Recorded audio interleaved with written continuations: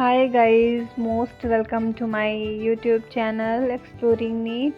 कैसे हो आप लोग? आई होप आप लोग बहुत अच्छे होगे एंड बहुत अच्छा कर रहे होगे अपने लाइफ में। So I am coming with another study vlog. So this is my routine, daily routine. तो फर्स्ट मैंने आज एप्पल काटे क्योंकि मुझे रात में खाना खाने का बिल्कुल मन नहीं था। मैं शाम को जब कोचिंग से अपने वापस आई थी 7 बजे के आसपास, तो मैंने फुल्की खा लिया था और एक आध चीज़ें खा ली थी, मतलब स्ट्रीट फूड खा लिया था। तो मेरे को भूख नहीं थी रात में खाना खाने का। बट मैंने सोचा कि फिर रात को 11-12 के आसपास तो भूख लगी जाएगी, तो मैंने फिर 2 एप्पल कट कर लिए अपने लिए। तो वही मैंने कट किए एप्पल। एंड हॉस्टल का खाना बिल्कुल भी अच्छा नहीं लगता है। आप लोग को पता है कि मैं हॉस्टल में रहती हूँ इंदौर में, तो हॉस्टल का खाना तो पता ही है कैसे रहता है, महा बेकार रहता है। तो बिल्कुल भी खाने का मन नहीं करता। तो फिर मैं सोची कि कुछ तो खाया जाए, तो इसीलिए मैंने एप्पल कट कर लिए। देन उसके बाद मैंने अपना स्टडी करना शुरू किया। आज मैंने कोई टू डू लिस्ट नहीं बनाई बिकॉज़ मुझे पता था कि मुझे क्या क्या पढ़ना है एंड ज़्यादा कुछ पढ़ना नहीं था, क्योंकि मैंने कोचिंग से भी मैं अब लेट आती हूँ। आप लोग को जैसा पता है कि मैं 7 बजे के आसपास आती हूँ, तो मैं 2-3 घंटे तो अपने कोचिंग में ही पढ़ लेती हूँ। तो मैं काफ़ी कुछ वहाँ से ही पढ़ के आ गई थी। तो घर में पढ़ने के लिए मेरे पास ज़्यादा कुछ था नहीं, बस मुझे फिज़िक्स से अपनी पढ़नी थी घर में। तो इसलिए मैंने टू डू लिस्ट नहीं बनाई, क्योंकि क्या करती मैं, फ़िज़िक्स बस तो लिखना था, तो मुझे वो पता ही था कि मुझे फ़िज़िक्स पढ़ना है। देन इसलिए मैंने स्किप कर दिया टू डू लिस्ट। तो वही मैं फ़िज़िक्स अपना रिवाइज़ करना स्टार्ट कर दी थी, क्योंकि संडे को मेरा टेस्ट है एंड संडे कल ही है। आज तो सैटरडे है, अभी मैं वॉइस ओवर कर रही हूँ। तो कल संडे है, तो आज मुझे फिर से पूरा अपना फिजिक्स रिवाइज़ करना है अच्छे से। एंड केमिस्ट्री भी, अभी बायो में अपना पूरा पढ़ चुकी हूँ। सिर्फ 2 सब्जेक्ट बच गई है रिवाइज़ करने को, केमिस्ट्री एंड फिजिक्स। तो वो मैं रात को कर लूँगी। तो या गाइस, वही मैं अपना एप्पल खाते खाते अपना पढ़ाई कर रही थी।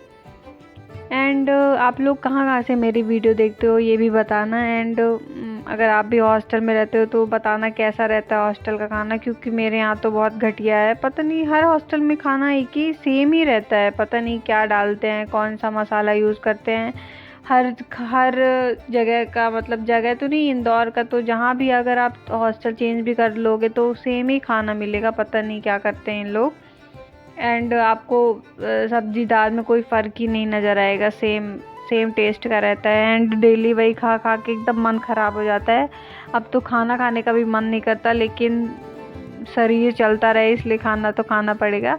तो 1-2 रोटी तो मैं खा ही लेती हूँ। अब तो मन सा भर गया है हॉस्टल के खाने से। अब तो लगता है जल्दी से घर जाओ एंड घर का खाना खाओ, क्योंकि घर का खाना आप डेली भी वही खाओगे ना, डेली दाल चावल खाओगे तो भी आपका मन नहीं ऊबता। लेकिन अगर हॉस्टल में डेली वही खाओ तो एकदम मन ही ख़राब हो जाता है। मेरे को तो वॉमिटिंग जैसे लगने लगती है अब मैं खाना खाती हूँ, तो पता नहीं क्या है। अब मैं अभी दिवाली में अपने घर जाऊँगी जब, तो फिर मैं अपने लिए खुद से ही कुछ व्यवस्था करूँगी। कुकर वगैरह ले आऊँगी एंड दाल चावल ले आऊँगी, तो मैं खुद से ही बना लिया करूँगी। क्योंकि अगर ऐसे ही चलता रहा तो मैं तो बीमार पड़ जाऊँगी एंड पेपर देने लायक भी नहीं बचूँगी, क्योंकि अभी से इतनी वीकनेस फील होती है, क्या बताऊँ। इसीलिए मैं कुछ सप्लीमेंट्स मतलब रखती हूँ अपने पास, जैसे फ्रूट्स हो गया या फिर ड्राई फ्रूट्स हो गए। ये सब भी आप लोग को भी रखना चाहिए, क्योंकि बाहर का खाना तो ऐसे ही रहता है फालतू। तो हमको अपने से ही कुछ खाना चाहिए जिससे हमारी बॉडी चलती रहे एंड थोड़ी हिम्मत बची रहे।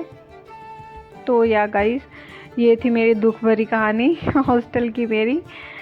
आई थिंक सारे बच्चों की, जो भी बाहर रहते हैं, सबकी प्रॉब्लम होती है, मेरा कोई नया नहीं है। सो या गाइस, यही मैं अपना पढ़ रही थी फिजिक्स एंड मैं क्वेश्चन सॉल्व कर रही थी। तो डायरेक्शन पता करना रहता है, क्योंकि मैं moving and magnetism and moving charge पढ़ रही हूँ। पता नहीं क्या है, मैं ये चैप्टर हमेशा उल्टा प्रोनाउंस करती हूँ। तो मैग्नेटिज्म एंड मूविंग चार्ज मैं पढ़ रही हूँ। तो वही मैं डायरेक्शन देख रही थी अपने हाथों से, राइट हैंड रूल आप लोग भी करते होगे। तो आज मैंने फिजिक्स ही बस पढ़ा, फिर लास्ट में मैंने थोड़ा बायो रिवाइज कर लिया। इवोल्यूशन आ रहा है मेरे जूलॉजी में इस बार भी। सो साथ साथ मैं PYQs भी लगाते जा रही थी फिजिक्स के, उसी चैप्टर के, मैग्नेटिज्म एंड मूविंग चार्ज के। क्योंकि पी वाई क्यूज़ लगाना बहुत इम्पॉर्टेंट है, क्योंकि बहुत सारे कॉन्सेप्ट क्लियर हो जाते हैं एंड आपको पता भी चल जाता है कि कैसे क्वेश्चंस पूछ रहे हैं हमारे एग्ज़ाम में, जिस चीज़ की हम प्रिपरेशन कर रहे हैं, तो एनालिसिस हो जाती है तो सही रहता है।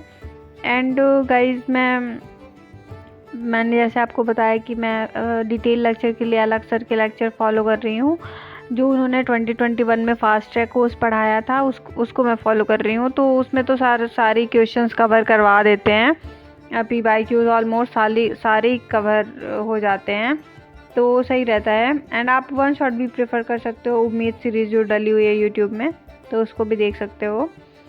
तो फिर इसके बाद मैंने अपना फिजिक्स पढ़ा, कंप्लीट तो नहीं हुआ था क्योंकि आज भी मुझे थोड़ा बचा है पढ़ने को, तो मैं अभी रात को पढ़ूँगी उसको, देन कल टेस्ट देने जाऊँगी।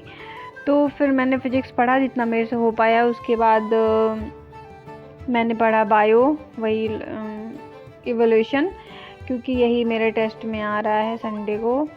एंड ये इसका जो लास्ट वाला पोर्शन है ना, जहाँ पे ऑस्ट्रेलियोपिथेकस एंड रामापिथेकस, ट्रायोपिथेकस, ये सारे सब हैं जो, तो इनके कैरेक्टरिस्टिक में मेरे को बहुत कन्फ्यूज़न होता है कि किसने कब क्या किया। तो एंड इससे क्वेश्चन भी काफ़ी पूछे जाते हैं, तो मेरे को बहुत कन्फ्यूजन रहता है। तो मैंने सोचा कि इसका एक अलग से शॉर्ट नोट टाइप का बना लेती हूँ, मतलब उनका नाम लिख के सीधे उनके पूरे नीचे कैरेक्टरिस्टिक लिख दो तो सही रहता है, रिकॉल जल्दी हो जाता है। तो वही मैं अपने शॉर्ट नोट बनाने लग रही थी एवोल्यूशन के, सिर्फ लास्ट वाले पार्ट के। ऑल्दो मैंने इसके 2-3 शॉर्ट नोट बनाए, मतलब टॉपिक वाइज मैंने बनाए हैं, जो मेरे को कन्फ्यूज़न होता है वो मैंने बनाया है। उधर जो ऑस्ट्रेलियन मार्सुपियल एंड प्लेसेंटल हैं, ये सब भी मुझे काफ़ी कन्फ्यूजन होता है, तो मैंने उसका भी शॉर्ट नोट बना के रखा है। सो या गाइज दैट्स इट, यही था आज का ब्लॉग। अगर ब्लॉग अच्छा लगे तो प्लीज़ सब्सक्राइब कर देना, सब्सक्राइब तो करते ही नहीं हो आप लोग, एंड वीडियो पूरी देखा करो प्लीज़। सो अगर आपको अच्छा लगता है तो प्लीज़ सब्सक्राइब कर देना। सो थैंक्स फॉर वॉचिंग, मिलते हैं कल फिर से एक नए ब्लॉग के साथ, तब तक के लिए बाय।